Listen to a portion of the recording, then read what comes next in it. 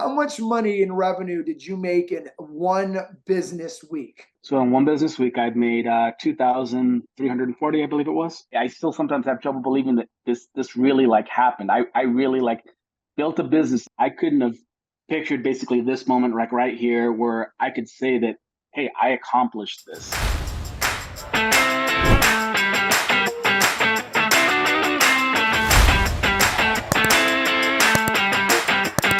Another episode of On the Road with signing agent Valentino. How you doing today, man? I am doing incredible. How's it going, Oh, Mark? good. Dude, I am just excited about telling your story. Your story is really one of the stories that I want to tell more often because this business isn't about how much money you make. This business is way bigger than the money, the revenue. You've been a student of mine for about 5 years. Slow and steady wins the race. Can you tell everybody how much money you made last year in 2022 as a loan signing agent? So in 2022, I made about 69,900 is about what I made in 2022. $70,000. What are you on pace in 2023 to make? So I'm on pace to make, probably if it stays the same, about 67, 68. How much money in revenue did you make in one business week? So in one business week, I'd made 2,340, I believe it was.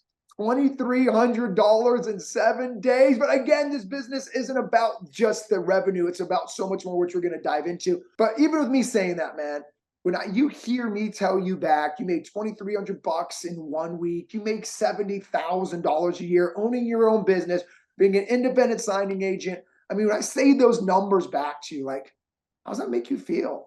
It just feels like really like incredible because I mean, I look back to just in 2020 when I was still working for someone else. I couldn't have pictured basically this moment like right here where I could say that, hey, I accomplished this. This has really been a journey of slow and steady wins the race. I want people to get inspired by that. Just doing what you're doing, building business, but most importantly, building a business around your family. So I'm excited about telling your story, sharing your story. Let's take people back to the beginning. Like, why did you become a signing agent? Back in 2019, what happened where you felt like I need to make this pivot in my life and become an entrepreneur for the first time? So 2019, I had two things going on in my life at that point. I was really unhappy with my job.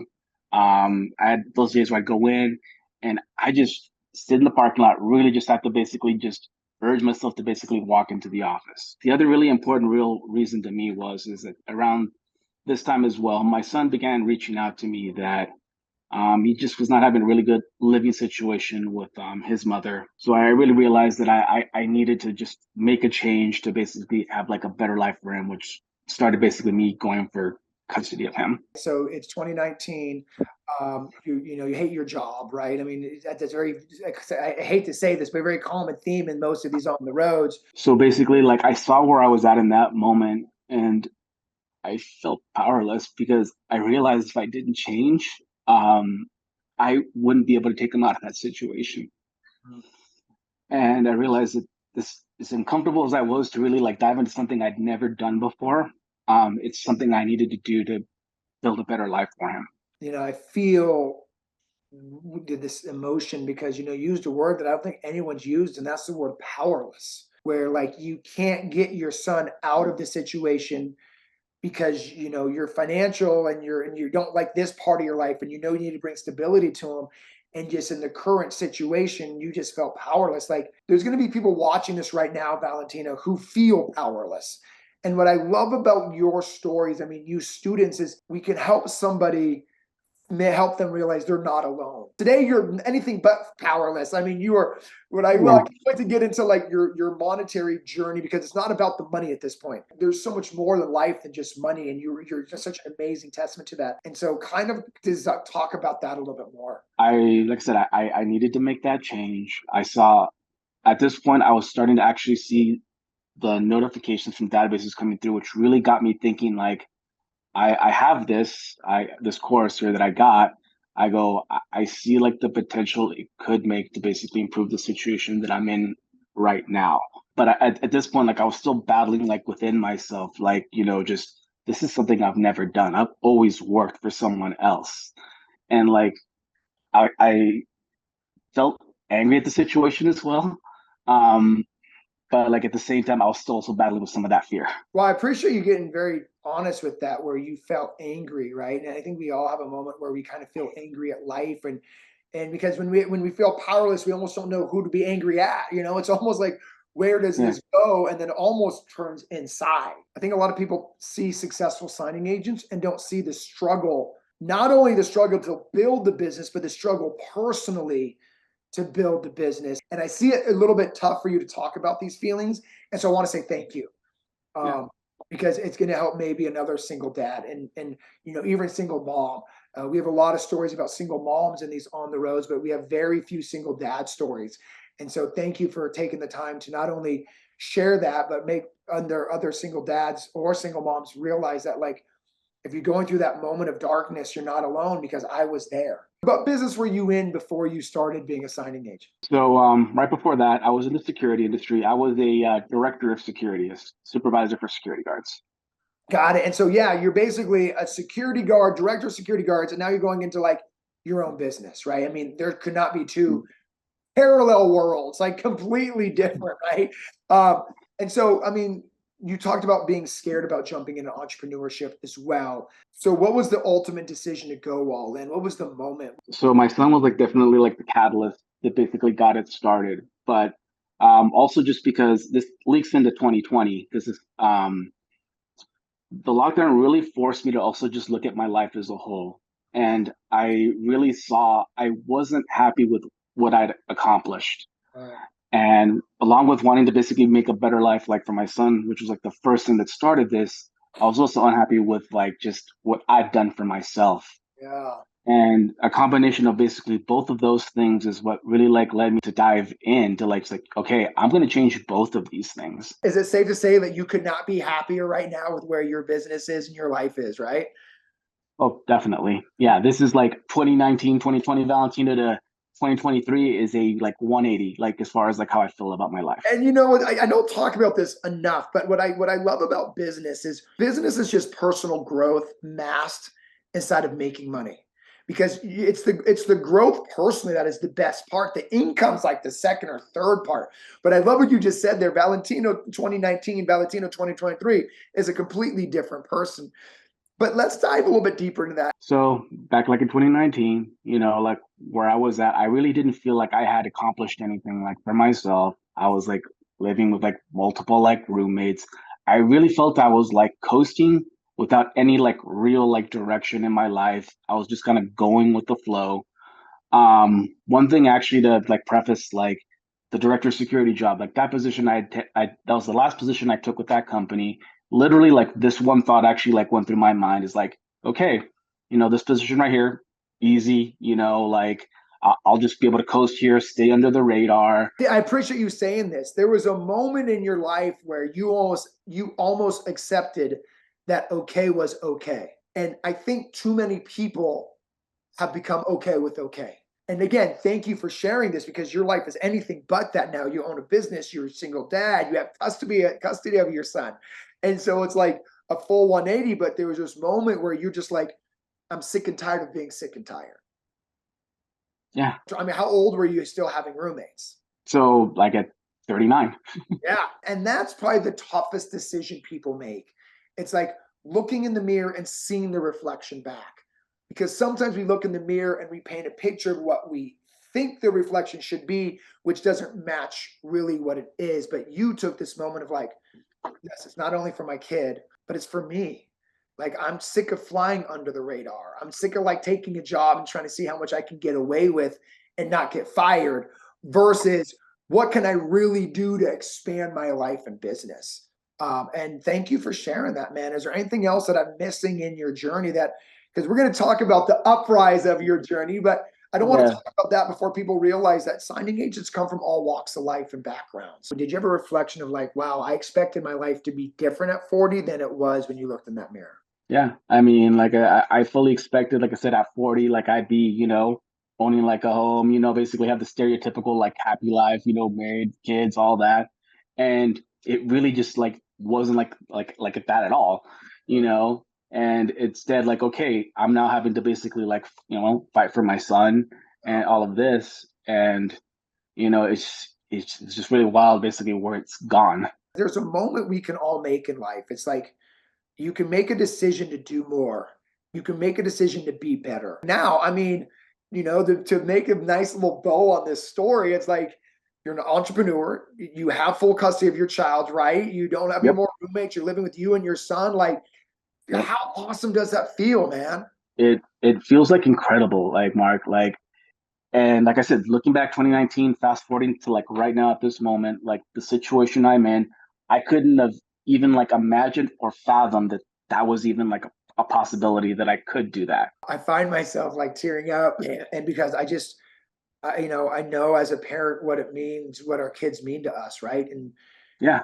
you made a choice for your son and ultimately you. How good does it feel how your son looks at dad, business owner, being able to have a schedule that works around his schedule? Like, what does that feel like? How does your son look at you? So like that's one of the biggest things right there. Like I remember when I first like took my son in, like obviously he, had gone through some things, but like fast forwarding like now, I see like a night and day difference in him. He jokes around with me. He's like happy to see me go out and do things together. Like all these things in there that like as far as that piece of it were the relationship I wanted to have with my son was like now like possible. And because of like the signing agent business, how it is flexible, I'm able to be there for them for those moments that I could not have had if like I was still working for someone else. Oh man. These are where I share the stories. Let's kind of transition to your income journey because I think that's just as inspiring. You're not one of my students who has quote unquote 100 grand second year. This is your fifth year in the business. But what I love about you, and we're going to talk about, it's not about the money per se. You just said it. I can be with my son and have moments I would have missed had I had a 9 to 5. And I would argue that there would have been moments you would have missed had you had $100,000 a year signing agent business. Because the more money you make as a signing agent, the less time you have for your family. It's like any business in Yeah. America, right? So more Right. signings, more time away. But you really built a business that is unbelievably sustainable. You're going to make the same income 2 years in a row. By the way, when everyone says, "Oh, interest rates are high," you have a $70,000 a year business, but you also have the time with your child, your son, that a $70,000 a year business brings you that some of our students who have a $100,000 a year business, it doesn't bring them. You're Right. at 70,000, but you have time, which is almost, I shouldn't say almost, it is more important than the money. Let's talk about this. 2019, how much money did you make the first year you became a signing agent? So 2019, I started really late. So like 2019, it was like $375. How many months into 2019 were you working? 2 months. Okay, so you made $375 in 2 months. Yeah. We have family community members who make 400 bucks in the first 2 months and think they failed. Why didn't you see that as a failure? There is one thing I will say that I had learned up until that point, like Yeah. to the where I had risen with that company, I had seen is like I wasn't really like naturally adept, or you could say, or naturally like talented, where I instantly picked something up. So I already knew that I needed to put in like some time to get like better at things. Like Mm. my first signing took me like 2 hours, but I didn't view that as a failure because I realized this is something I've never done before, totally different industry. Remember, if you become from the car industry, the security industry, from selling cell phones, that sometimes you got to give yourself a little bit of grace on the learning curve and not have this unrealistic expectation that you can just pick this up in 1 week. And so I love that. How much you make in year number two? Oh, the first full year, 2020 in the business. So in 2020, I made 23,773. Okay, cool. So now you're a year in the business, right? And my simple math is this is call it 24 grand. I would still Yeah, say you're not burning down the barn per se. You're yeah. doing that's roughly 2K a month. But again, we have students and family members who look at 2 grand a month and again say, I'm failing. Why didn't you have that? Why didn't you play the comparison game? Talk me through the mindset. In 2020, so I started in like September, and September was the month where I said I'm going to take this serious. So I work at this point. I'm still balancing my security director job. So once 3:30 hit and I was off, I would tackle whatever signings I actually could. So my first month, my mindset for my first month, I'm gonna get over this learning curve. I'm gonna get my signings under like 2 hours, so that way I can take like more. About midway through September, I got it down to where I could take two in the evening.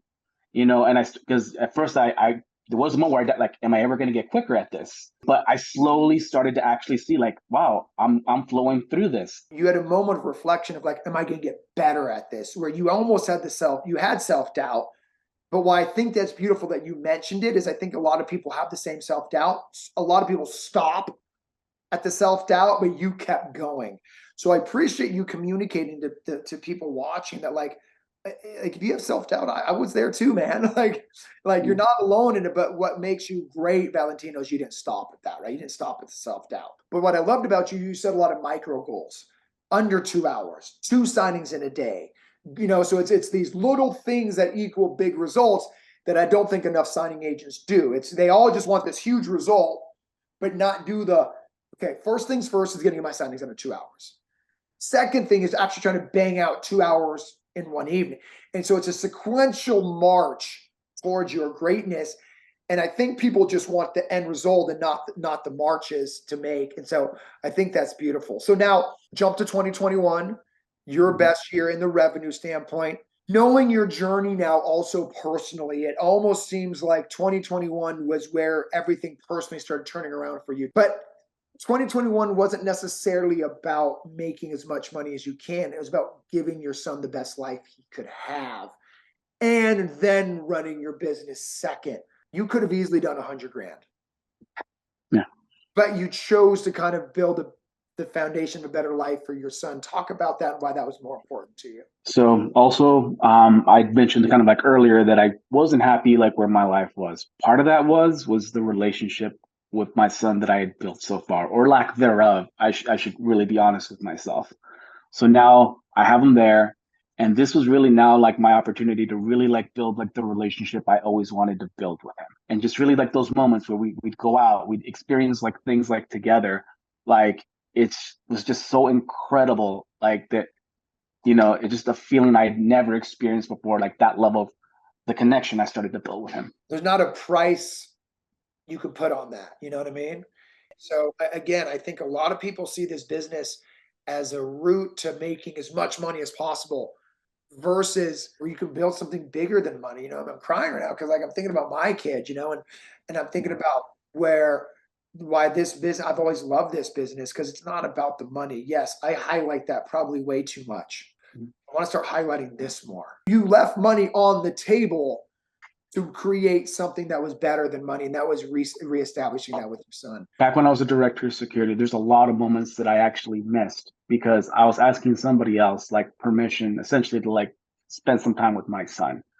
And like now, because of that flexibility, like if I get an email from one of my clients saying, "Hey, are you able to?" I'm able to say, "Oh, I'm not available today because I'm taking my son out to like, the movies or whatever that might be that I decide I want to do that."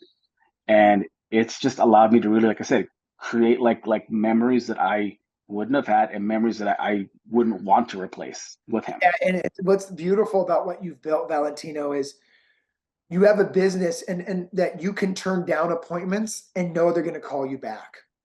But yeah, It took you 2 years to build those relationships. And again, that is a testament to you and what you've built because you knew some people build a business with the idea of, I want to make as much money as possible. You built a business with the idea that I want to build it around my family. And that's what's beautiful about your story. Because again, to me, it's really a race to building a business around your life and whatever that looks like. And so, single dad, 80,000, getting full custody of their son and taking him out of a situation that wasn't healthy for him, that's worth more than any money could ever be.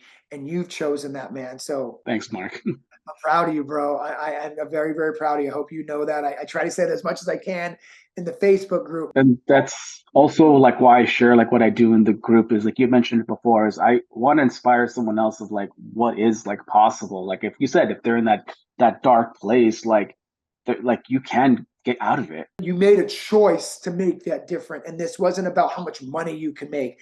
This is about building a business around rebuilding a relationship with your son. It's just one of the most heartwarming stories I've ever shared because I actually think that's more important than some of the stories of the $1 million students. You went from $78,000. Interest rates jumped to 7% in 2022. We're in 2023 right now. Interest rates are currently 7% on a 30-year fixed, more or less.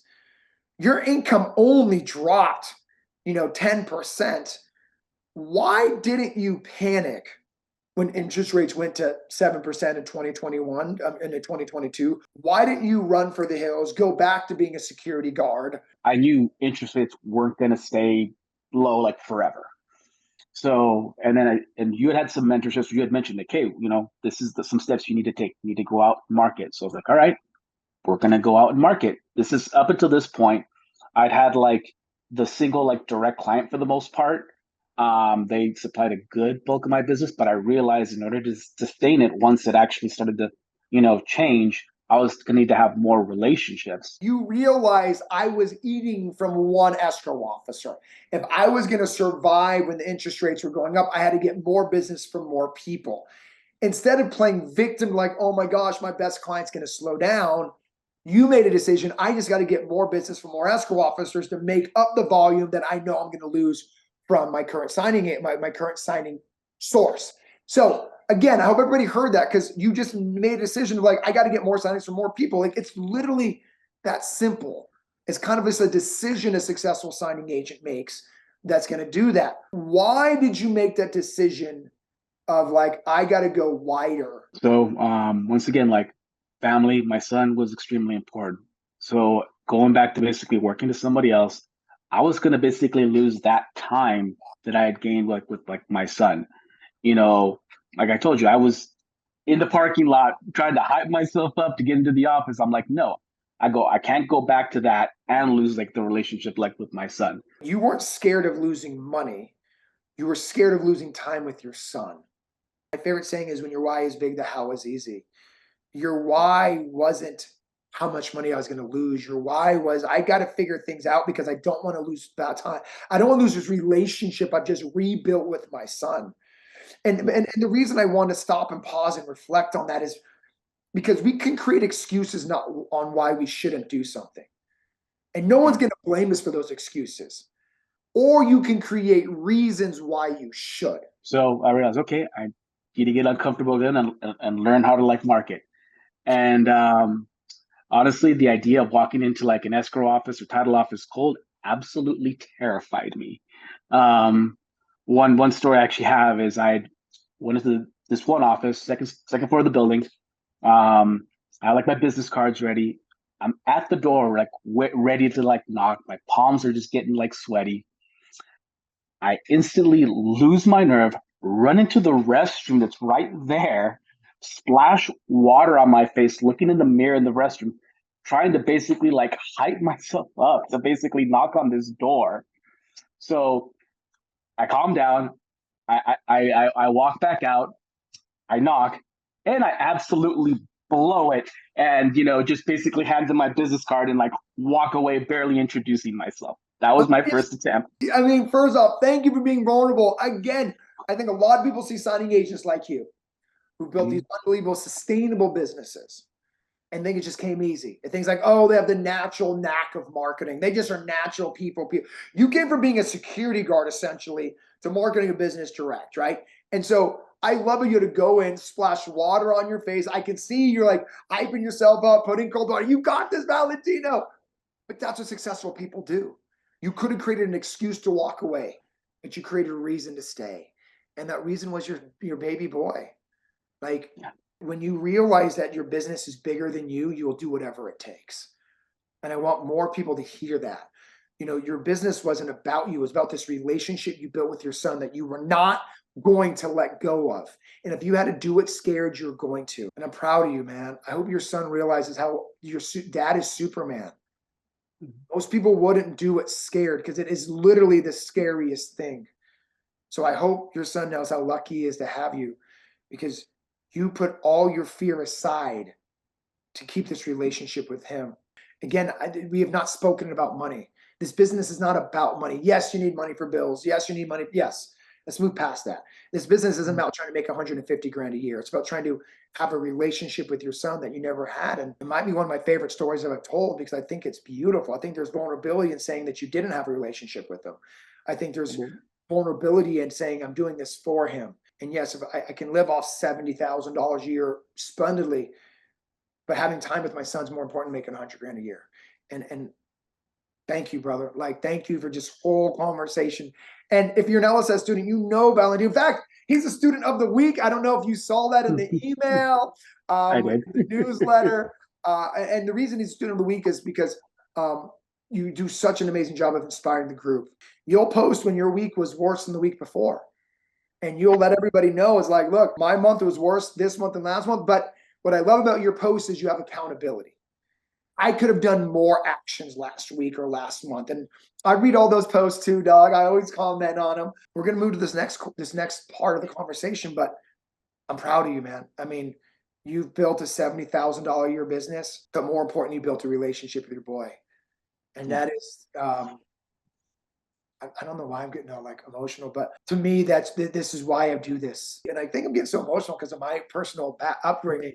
Um, but the way you fought for your son is beautiful, and the way you're fighting for your son is beautiful. And he may not ever know it, but like dad was in the bathroom splashing water on his face, like you're Superman, brother. And we have stories like this throughout the entire community. Everyone is doing what you're doing, Superman or Superwoman.